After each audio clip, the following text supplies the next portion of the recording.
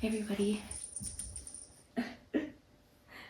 this is Diana and Ari with Daring to Go Dutch, and I know it's been a while, and you guys have probably been wanting to see how I'm doing and my family. Hi Ari, come here, say hi. Here's Ari. What are you doing? So we're hanging in there. We're still here. It's been almost 3 months, and I can say it's not really been super easy. I think I was a bit naive thinking that we could just come here and, having a job, getting a job would be no problem, and finding housing and getting things set, it was going to be not an issue. But there's been a lot of bumps along the road. Pretty much everything we've tried to do has been a bump. So nothing has been smooth. Everything has been very, very bumpy. Actually, I have a list of all the bumps that we've been through. We've had issues with getting our finances situated, in that we weren't able to use some of our money initially. We were able to use our money, but there were some places that we couldn't use our money. So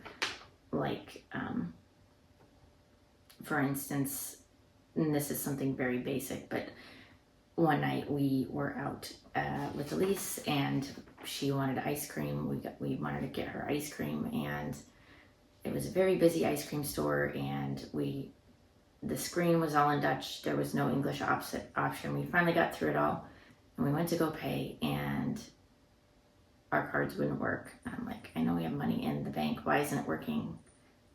And I guess they only took the Maestro, and we had MasterCard in our bank account and all that. None of the forms of money we had worked, and they didn't take cash. They only took Maestro.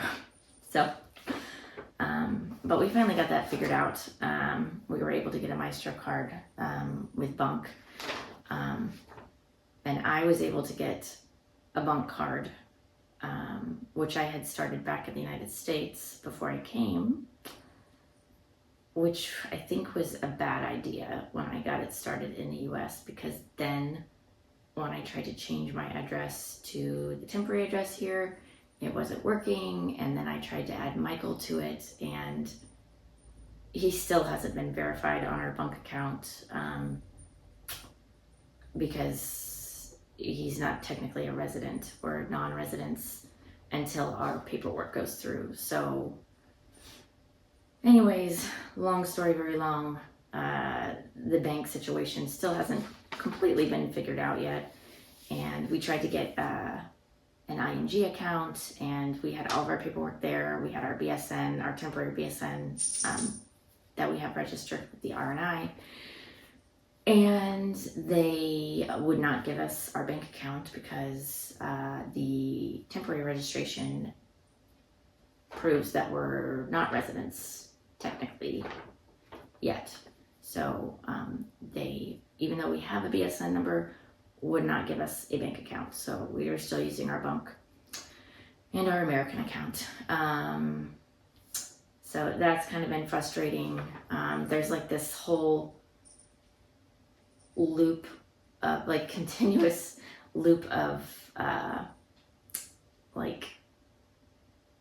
paperwork that we have to do.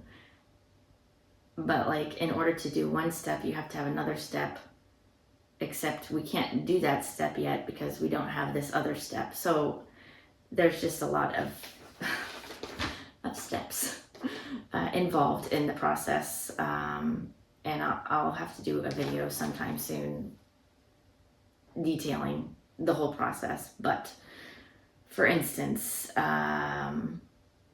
let's see. let's see what here. I wrote down some notes because I didn't want to forget.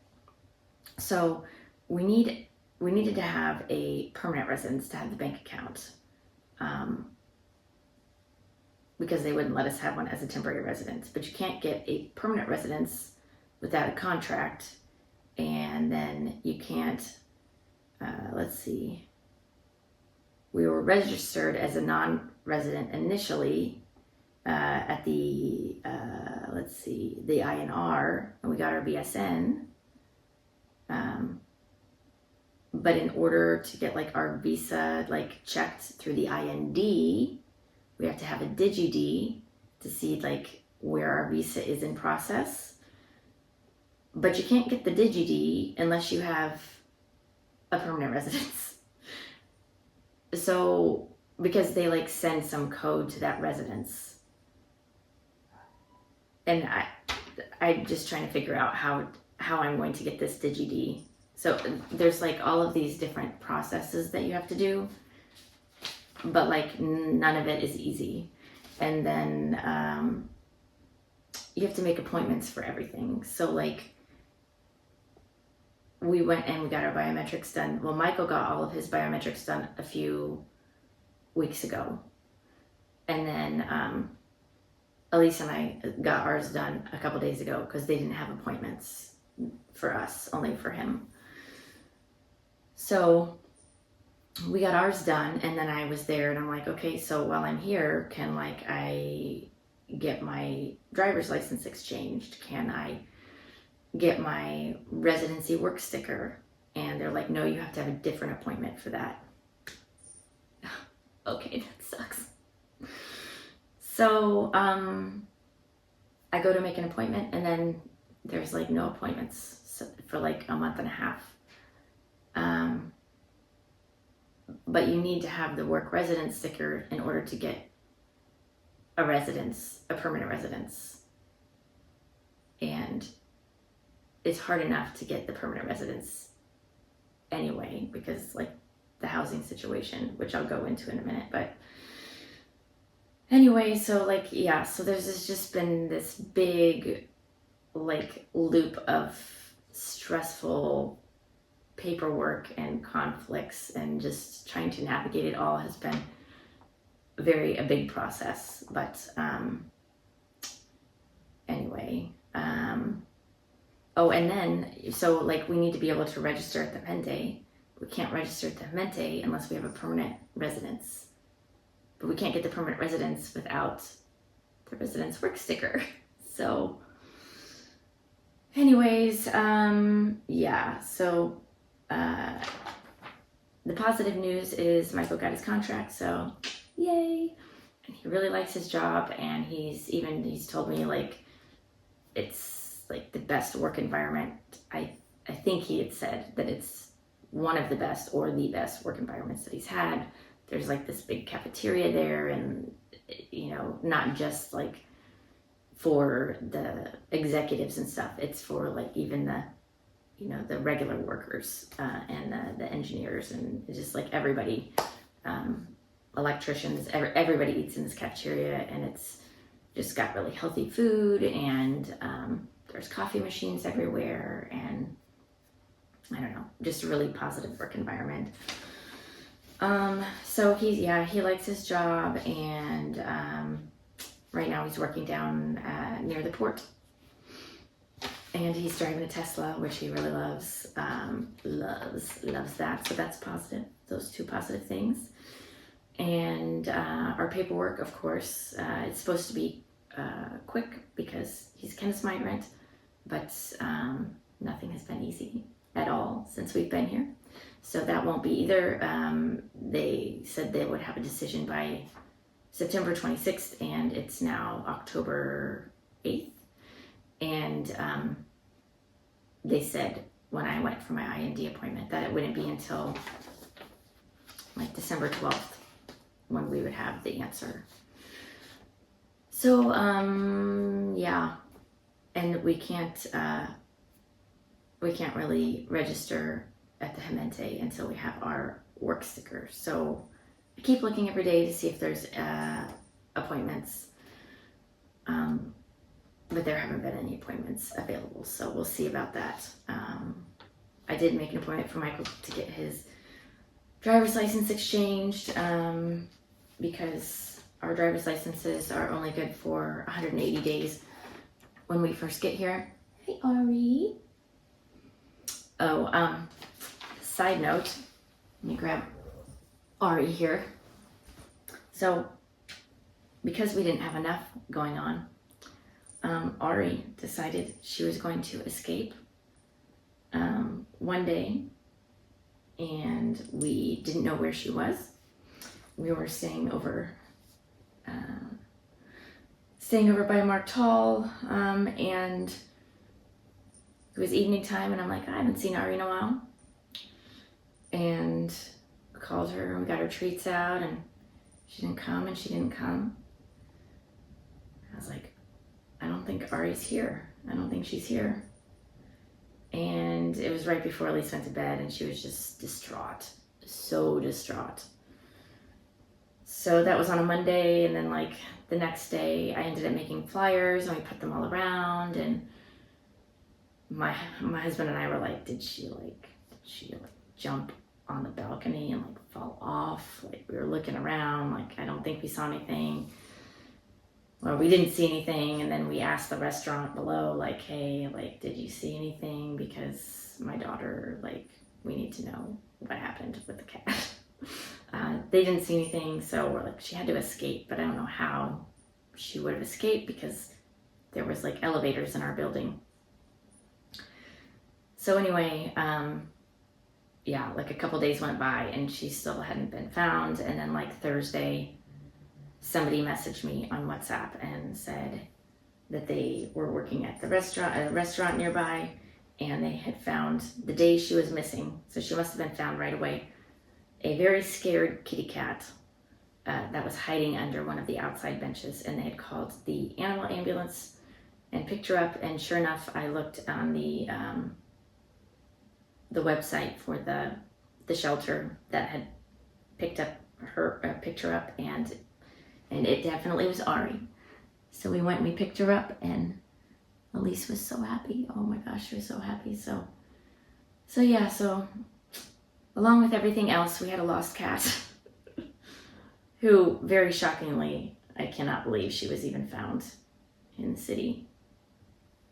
But anyway, so yeah, so we went through that, and then, oh God, then one day, Michael was teaching Elise how to rollerblade, and as safe as we had felt in the city, some guy tried to grab Elise while Michael was with her, and that was like a big ordeal. So anyway, but aside from that, we have felt very safe in Rotterdam. Michael and I had a nice date night one night, and we were walking around late at night, and there was just like a really good atmosphere, and it was nice, and we ate outside, and it was cozy, and there's no way I would have felt safe in downtown Indianapolis walking around late at night. I would be like looking around feeling not safe. But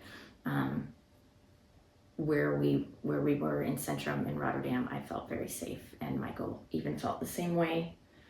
There just isn't the same feeling. Everything's just more relaxed and calm, and aside from the situation with Elise that one time when they were rollerblading, it was like 8 p.m. I think the guy he was not in his right mind or something like that. But other than that, we felt very safe. So anyway, so yeah, so it's just been a struggle. And then we've been trying to get what's it called? Like a routine down. And that's been really hard to get a routine down because we've been at several different, temporary places. So it's been really difficult, especially I think for Elise not having a permanent place yet. And so I'm like, okay, well, let's get her into her activities like she was back in the US. Let's do some, her swimming and gymnastics and things like that. But there's like wait lists for all those. So I need to try and figure out something for activities for her to do. and I have her seeing a child coach to like just kind of help her acclimate into school. And they have like a book where they've written down phrases for her to be able to use in school. And she has like this, to try to get like this routine down, this like morning and bedtime routine. And she really likes that. So this has really kind of helped her get on a track. And I bought her all kinds of Dutch learning activities, and I bought this like card game here for her, Quartet. She loves it, and it talks about different like emotions and things. So anyway, I know I'm kind of like rambling random things, but and it's late. It's like midnight because like this is the only time that I have to to like focus on anything.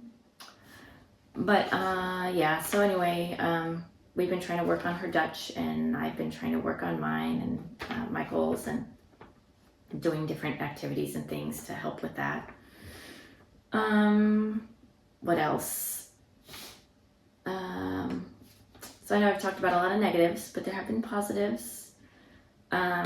We really like how convenient everything is, like the closeness of the grocery stores, you know, the convenience of the train, tram, metro, and all that. Which another positive is I actually have I have not gotten on the wrong metro or tram in a few weeks now, so I feel like I have it down. I did miss a stop the other day, and I ended up in like Dordrecht. But I was back on track quickly, so I have the system down now pretty much. And then right now where we're at, we were a lot closer to Elisa's school, but now we're not. So our metros have gotten canceled a couple times, and she's been late to school. So I'm hoping, fingers crossed, that maybe we might get a permanent place soon, closer to where her school is. And then we won't have to worry about metros and everything to get to school, because we'll just be able to walk, hopefully. But yeah, generally speaking, everything is closer. The metro and the transit system's really convenient. Michael likes his job. We love the market days, super fun, and just the atmosphere and the vibe, and the food is really fresh and super inexpensive. I mean, we can get like tons of really healthy groceries for very inexpensive. I mean, I got like a huge bag of cherry tomatoes for like $1, and like a bag of what's it called?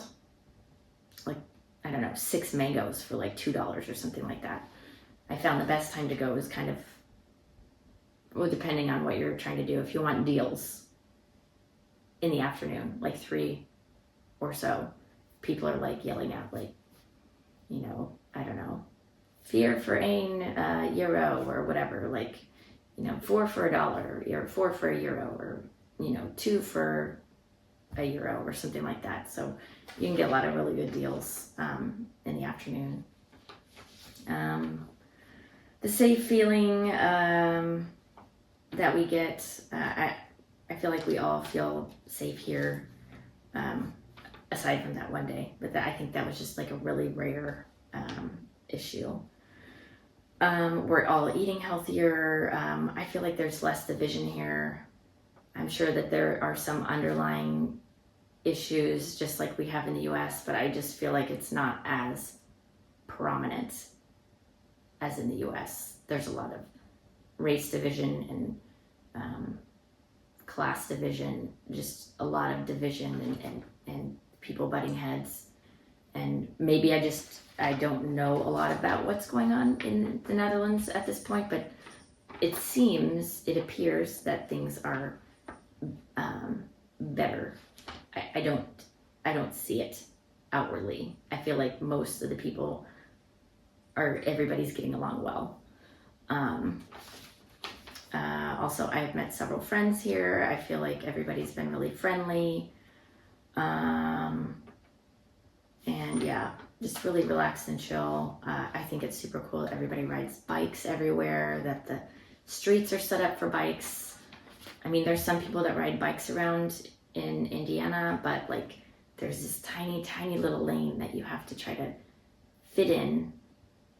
I would never feel safe riding a bike on the street in Indiana, because there's not like a place there. It's not set up. The roads are not set up for biking. There's maybe a few bike roads in Indiana, but not tons. And then you have to like swerve as a car. You have to go into the other lane of oncoming traffic to go around the bike, and it's just not safe for the biker or the driver. But here it's very well set up for bikes. So I have not gotten a bike yet because I don't have a permanent residence.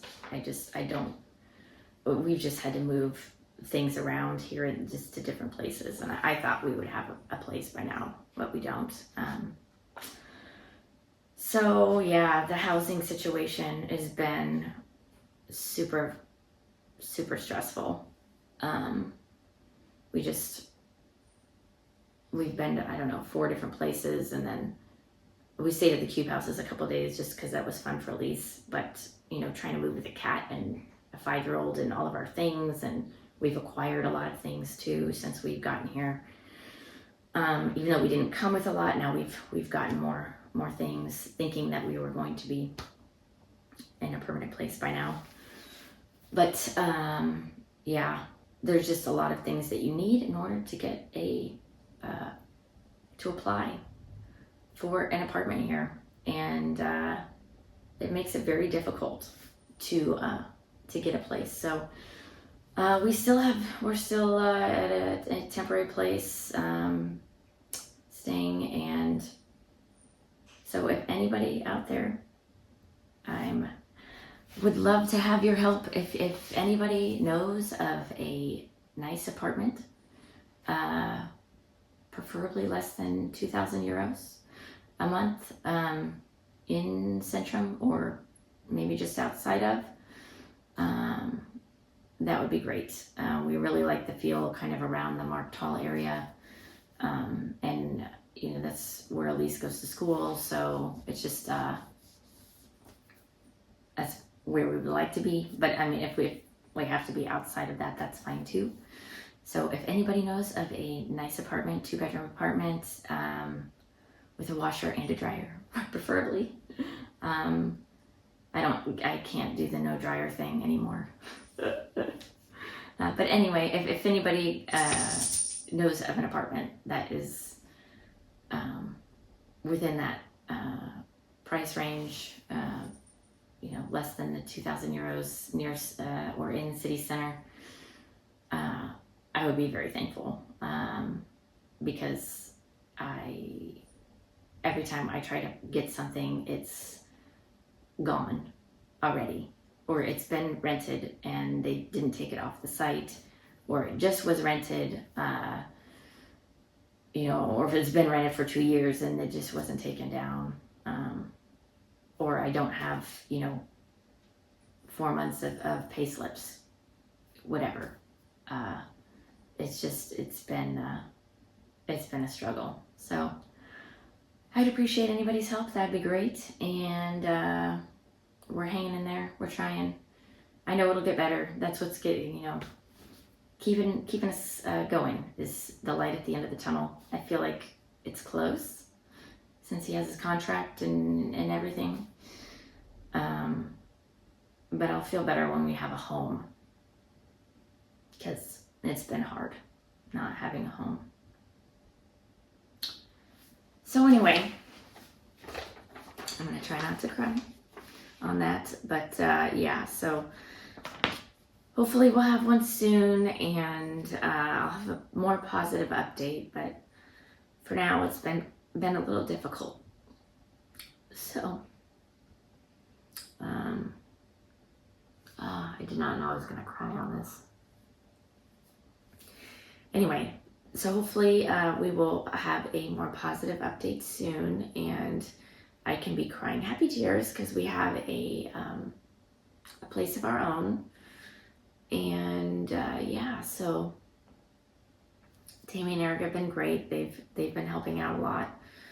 with anything that we've needed, and trying to search for us for apartments. And I have some other friends also helping that I've met that are helping in the search. So anyway, thank you so much for everybody's thoughts and well wishes that our family does well here, and I know it will be good. That's why we're here. I know eventually, I even wrote it down, the reasons why we came, the healthcare and schooling for Elise. She's not going to have to be in debt for school or for medical reasons, and for her safety. I don't have to worry about her school, being shot up. They treat the employees better, vacation days, and the transit system, and her ability to, our ability to be able to travel to different countries easily and things like that. I met a guy the other day a couple weeks ago at the park, and he had cancer. And cancer treatments are really expensive in the US, would be, hundreds of $1,000s in debt, even with insurance. And this guy, I think he said he paid total €1,000 total. And he was in cancer treatment for over a year or something like that. That's just that price wouldn't be in the United States. So anyway, there are many things I love about the US, but the reasons why we left are why we're here. So, and we'll go through that another day. But anyway, so the lights at the end of the tunnel for those positive things. It's just it's hard because we haven't seen any of those positive, not any, but we haven't seen many of the positive things that we came here for. They haven't come yet, so I know they will. And we didn't just come here to for all of those things. We want to be able to give back as well. Michael with his job with electrical engineering, and me as a nurse, we can provide and help out as well collectively. And that's another positive thing we liked about is that we actually like the socialist thought process of the collective helping of everybody. So I know eventually that we'll see those positives, but it's really hard to see those right now through all the negative that we've been through. But yeah, anyway, thank you very much for everybody's positive thoughts and well wishes. And again, if anybody knows of a rental that is available in the vicinity, I would gladly appreciate it. And especially if it's in Marktall, because we stayed with friends there and it was super nice. So anyway, yeah, if anybody knows, that'd be great. And thank you again for all your likes and subscribes, and for listening to me ramble. When I get stressed, I feel like I just vomit at the mouth of words. So please be kind in the comments. I know that I talk a lot. So, and I do, Michael bought us a green screen and microphones and a cool, I don't even know what it's called. Some kind of DJI. It's holding my phone right now.